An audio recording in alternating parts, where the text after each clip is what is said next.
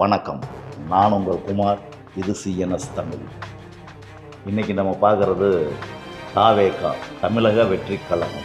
இந்த கட்சியை பற்றி தான் பார்க்குறோம். விஜய் அப்படிங்கிற ஒரு நபர் முதல்வர் கனவோடு அரசியல் களத்துக்கு வந்திருக்கிறார். அவருடைய பின்னணி திரைப்படம் என்கின்ற ஒரே ஒரு பின்னணியை வைத்து தான் அவர் இங்கே அரசியல் களத்துக்கு வந்திருக்கிறார். அப்படி அவர் வந்த காரியம் வெற்றி பெறுமா? முதலமைச்சராக அவர் வெற்றி பெறுவாரா, அல்லது எதிர்க்கட்சி தலைவராவது வருவாரா? அவரது ரசிகர்கள் அவரை ஏற்றுக்கொள்வார்களா? அடுத்து மிக முக்கியமானது, இந்த மக்கள், தமிழக மக்கள் அவரை அங்கீகரிப்பார்களா? அடுத்து பிஜேபி, திமுக, அதிமுக இந்த மூன்று கட்சியும் இவரை விட்டு வைக்குமா? அரசியல் செய்ய விட்டு வைக்குமா? இது போன்ற எண்ணற்ற கேள்விகள் இருக்கின்றன. அதை பற்றி காண்பதற்குத்தான் இந்த காணொளி. இந்த காணொளியை காண்பதற்கு முன் முதலாக இந்த சேனலுக்கு வருபவர்கள் சப்ஸ்கிரைப் பண்ணிக்கிங்க, பெல் நோட்டிஃபிகேஷனை ஆன் பண்ணி அதில் ஆளுங்கிற நோட்டிஃபிகேஷனையும் ஆன் பண்ணிக்கிங்க, லைக் பண்ணுங்க, கமெண்ட் பண்ணுங்க, உங்களுடைய கருத்துக்களை கமெண்ட் பண்ணுங்க. வீடியோ பார்க்கலாங்களா? வாங்க.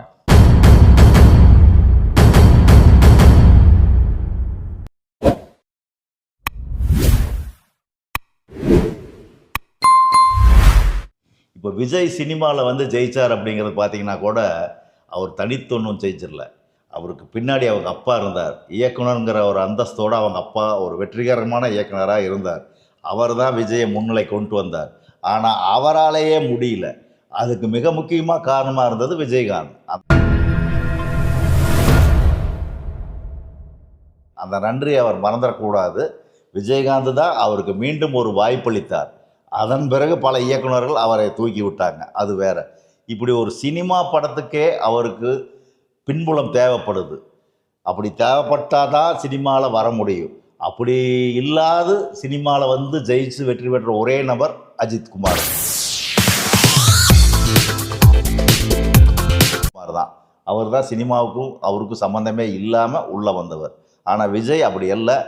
அவருக்கு அப்பா சப்போர்ட் செஞ்சாங்க. அவங்க அப்பா மூலமாக நடித்த விஜயகாந்த் அவர்கள் அவர் உதவி செஞ்சார். அவரெல்லாம் தான் விஜயை வளர்த்தி விட்டாங்க. இப்போ விஜயகாந்த் அரசியல் கட்சி ஆரம்பித்தார்னா அவர் ஆரம்ப காலத்திலிருந்தே மக்கள் பணியில் ஈடுபட்டவர். அவருடைய சினிமாக்களாகட்டும் நேரடி தொடர்பு, மக்களோடு நேரடியாக தொடர்பு கொண்டவர். நிறைய எண்ணற்ற இலவச திட்டங்களை அவர் பிறந்த நாளுக்கு அவர் மக்களோட கொடுத்துருக்கிறார். தையல் மிஷின், சைக்கிள் எத்தனையோ செஞ்சுருக்கிறார், 1 2 அல்ல. அப்படி மக்களோடு தொடர்பு கொண்டவர்.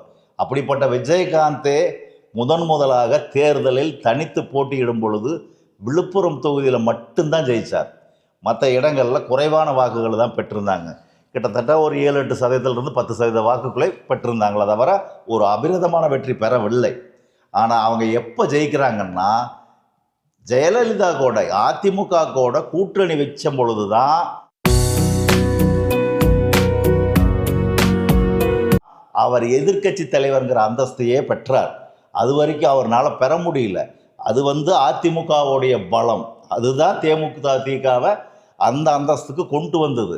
ஆனால் அதை மறந்துட்டு பிரேமலதா விஜயகாந்த் ஆகட்டும், விஜயகாந்த் சில நேரங்களில் எல்லாருமே நின்ட்டாங்க, தேமுதிக தான் அதிமுகவுக்கு பலமே தவிர அதிமுக ஒன்றும் தேமுதிகவுக்கு பலம் இல்லை அப்படின்னு பேச ஆரம்பிச்சிட்டாங்க. இது குறித்து சட்டசபையிலேயே ஒரு மோதல் வந்தது. அப்போ ஜெயலலிதா அம்மையார் ஒரு வார்த்தை சொன்னார், கோவில்பட்டியில் இடைத்தேர்தல் வருது, தைரியம் இருந்தால் தனித்து போட்டியிட தயாரா அப்படின்னு கேட்டார். அப்புறம் விஜயகாந்த் அது இதுன்னு சொல்லி அந்த நாக்கை கடிச்சிட்டு பேச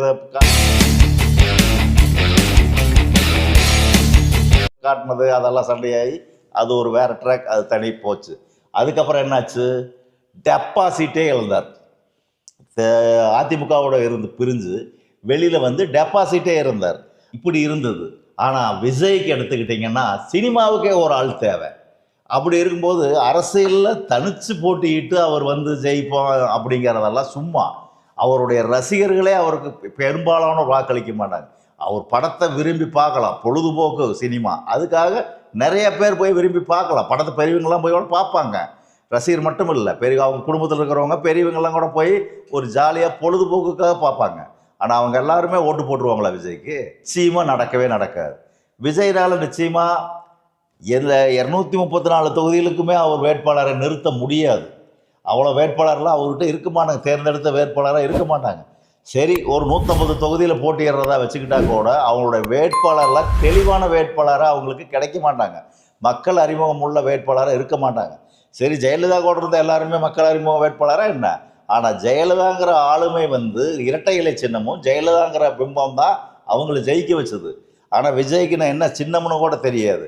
விஜய்ங்கிற ஒரு பேரை வச்சு நீங்கள் ஓட்டு வாங்கிடலான்னு நினச்சா அதெல்லாம் நடக்காது, அது சுத்தமாகவே நடக்காது, அதுதான் உண்மை. இப்போ விஜய் ஜெயிக்கிறதே பெரிய விஷயம்தான். விஜயை மீறி போனால் ஒரு 20,000-30,000 ஓட்டு வாங்குவார் நினைக்கிறேன், அது அதிகமாக தான் தெரியுது. மற்ற தொகுதியில் மீறி போனால் ஒரு 5,000 ஓட்டு, 10,000 ஓட்டு, 2,000 ஓட்டு இந்த ரேஞ்சில் தான் வாங்குவாங்க. ஆக மொத்தமே அவங்க 5-6% ஒரு வாக்குகளை வாங்கலாமா தவிர வெற்றி பெற்று எதிர்கட்சியாக வரலான்னு நினைக்கிறது கூட அவங்களால முடியாது. அப்படி இந்த கட்சி இந்த 2026 தேர்தலில் அவங்க தோல்வியை சந்திச்சாங்கன்னா மீண்டும் அனைத்து கட்சிகளோட போட்டி போட்டு களத்தில் நிற்கிறதுக்கு அவர்னால முடியவே முடியாது. இது நல்லா நினப்பில் வச்சுக்கோங்க. அரசியல் நடத்த விடமாட்டாங்க.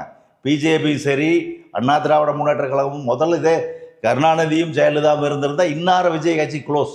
விஜய் எப்போ கட்சி இழுத்து மூடி இருப்பார், உங்களுக்கே நல்லா தெரியும். ஒரு தலைவா படம் ரிலீஸ் அப்போ தேவையில்லாத ஒரு வார்த்தை விட்டதுக்கப்புறம் அந்த படத்தை எந்த ஒரு தேட்டர்லையுமே ரிலீஸ் பண்ணுறதுக்கு தேட்டரே கொடுக்கல. அதுக்கப்புறம் சந்திரசேகரமும் விஜயும் ஜெயலலிதா அம்மையாரை நேரில் சந்தித்து மன்னிப்பு கேட்டதுக்கப்புறம் தான் கொடுத்தாங்க. அப்போ அந்த நிலமையில் வச்சுருந்தாங்க. இன்றைக்கி அவங்க 2 பேர் இல்லைங்கிற தைரியத்தில் தான் இவர் வந்திருக்கிறாரு. இப்போ கமலஹாசன் எப்படி திமுகவோட கரைஞ்சு காணாமல் போனாரோ ஆரம்பிக்கும் போது திமுகவை எதிர்த்து தான் ஆரம்பித்தார், இப்போ பிஜேபி எதிர்த்து தான் ஆரம்பித்தார். அதே தான் இப்போ விஜயும் திமுகவை எதிர்த்து தான் ஆரம்பிக்கிறாரு, பிஜேபி எதிர்த்து தான் பேசுகிறாரு. இதெல்லாம் இன்னைக்கு நல்லாயிருக்கும். இன்னும் 8 மாதத்துக்குள்ளே காலங்கள் எப்படி வேணாலும் மாறலாம். விஜய் இருக்கிற இடம் தெரியாமல் பண்ணாலும் பண்ணிடுவாங்க. ஆனால் அவருடைய புடிவாத குணத்தை குறைத்து கொண்டு அதிமுகவோடு கூட்டணி சேர்ந்து ஒரு 20-25 இடங்களை பெற்று முடிந்த அளவுக்கு எவ்வளவு கிடைக்குமோ அதை வாங்கி போட்டியிட்டு தனக்குன்னு தான் முதலில் வெற்றி பெற்று தன் கூட இன்னும் ஒரு சில பேர்த்தை வெற்றி பெற செய்து சட்டசபைக்குள் போய் வந்து கொண்டிருந்தால் விடுதலை சிறுத்தைகள் பாமக கட்சி மாதிரி கொஞ்சம் ஓரளவுக்கு தாக்கு பிடிக்கலாமே தவிர தனித்து போட்டியிட்டால் தமிழக வெற்றி கழகம் சமாதி கட்டப்பட்டுவிடும். இதை விஜய் நன்றாக உணர்ந்து கொள்ளப்பட வேண்டும். அதுதான் இந்த காணொளி. அனைவருக்கும் நன்றி. மீண்டும் அடுத்த ஒரு காணொளியில் சந்திக்கலாம். மறக்காமல் சப்ஸ்கிரைப் பண்ணுங்கள், லைக் பண்ணுங்கள், கமெண்ட் பண்ணுங்கள். நன்றி, வணக்கம்.